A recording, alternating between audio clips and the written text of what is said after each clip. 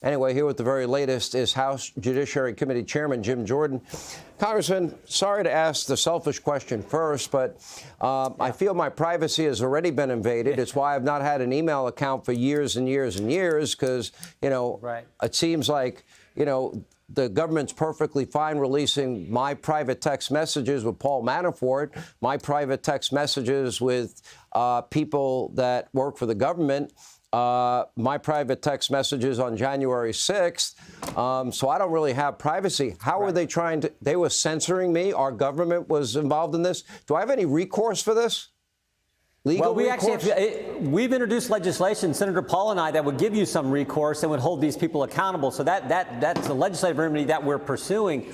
But here's the real takeaway. The censorship industrial complex was bigger than we thought. It wasn't just big government working with big tech to limit your speech and limit Twitter or tweets and post on Facebook. It was big government, big universities, and big tech all working together to limit speech. And it was disproportionately, as you listed off all those conservatives, disproportionately targeting conservatives. Molly Hemingway, Sean Hannity, President Trump, members of Congress. You can go down the list. That's who they went after. And here's the kicker.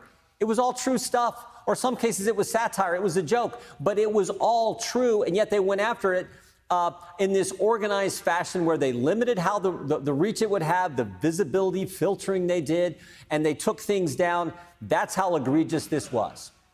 All right. Let me ask you about Weiss that you had an opportunity to grill today, because we learned from the IRS whistleblowers, and they took contemporaneous notes that Mr. Weiss said he had no power to bring any charges, investigative charges, to Hunter Biden in jurisdictions outside of his own. Now, correct me if I'm wrong. Didn't Mr. Weiss and didn't Merrick Garland testify to just the opposite? Yeah, Merrick Garland said he had ultimate authority. In fact, David Weiss this summer told us three different things in a 33-day time period. June 7th, he writes me and says, I have ultimate authority to determine when, where, and whether to bring charges. June 30th, he writes me again and says, well, no, actually, I don't. My authority is limited to my U.S. Attorney's District, the District of Delaware. And then July 10th, he writes Lindsey Graham, the ranking member on the Senate Judiciary Committee, and says, well, I've not sought special counsel authority, but I've had discussions with the Department of Justice. Now, today, under oath, he said something different because he was directly asked, did you ever seek special attorney status? And his response was yes, as I pointed out earlier today, yes, in the spring of 2022. So he sought it, but was never actually given that. And yet he maintained somehow that, oh, I still had the authority, even though I asked for it, and even though they never gave it to me, somehow he still had it. So his story doesn't stack up. But the guy's story who does hold true and has never wavered is Gary Shapley and Mr. Ziegler, the whistleblowers. And everything we learned today further confirms what Mr. Shapley and Mr. Ziegler have come forward and told us. And remember, Sean, they stood up to a couple hours of cross-examination from Democrats in the Oversight Committee. And again, their story has checked out with every witness that we've deposed.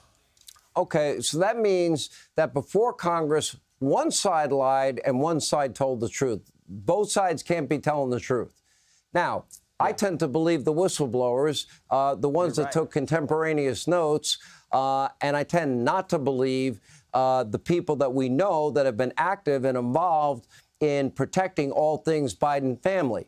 So I thought if you lied before Congress, you can get arrested for that and be charged for that. Am I wrong? Yeah, you can. It's tough to prove, but it sure looks like Merrick Garland misled us. I think David Weiss certainly misled us with his initial response to me on June 7th this summer, because that changed, as I said, in a one-month time period. And what he said today didn't back up what he told us in those letters this summer. When will we get the transcribed interview in full? In a couple days. It'll be ready in a couple days, and we will make that available. So people can. There's a lot of questions he wouldn't answer. He stuck to this issue of authority, but there was a lot of questions where he just didn't answer. So there's going to be a lot of that in the transcript. But where he did, I think it totally confirmed other witnesses that we've talked to, and of course what Mr. Shapley and Mr. Ziegler have testified to. Their story has never wavered. Their testimony has never changed. The White House has changed multiple times about this investigation, and of course the Justice Department has changed their story multiple times as well. Now, my understanding is both you and Chairman Comer and Chairman and others are we getting near the point where Biden family members now will be subpoenaed? And if so, what Biden family members are we looking at? And why did the White House say today that the $200,000 loan repayment from Joe's brother, that they're not going to provide documentation? That's what they're saying, that proves that Joe actually gave a loan that had to be repaid. I would think that would be easy to produce, wouldn't you?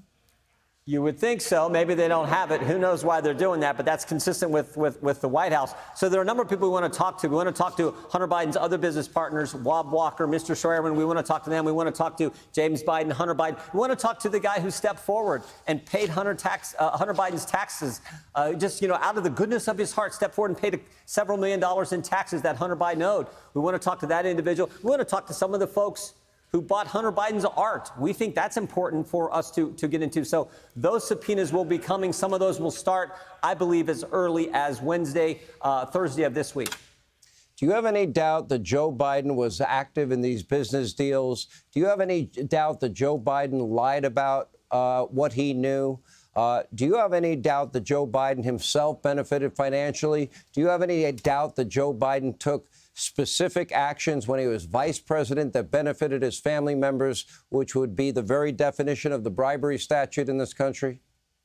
Well, there's no doubt that he told us things that were not accurate. He said he was never at dinners, never talked to Hunter Biden's business partners, never talked to the people Hunter Biden and his team were doing business with. We know that is false. We had that from Devin Archer in a deposition, so we know that is false. And we know that Joe Biden specifically weighed in relative to Burisma and the executives who were under pressure after he gets a call from his son, and just a few days later goes to Kyiv and starts the process of firing the prosecutor. So we know that all happened relative to Burisma and Ukraine. So there sure looks like they told us things that, again, were not truthful. All right, Jim Jordan, thank you. We appreciate it. Hey, Sean Hannity here. Hey, click here to subscribe to Fox News YouTube page and catch our hottest interviews and most compelling analysis. You will not get it anywhere else.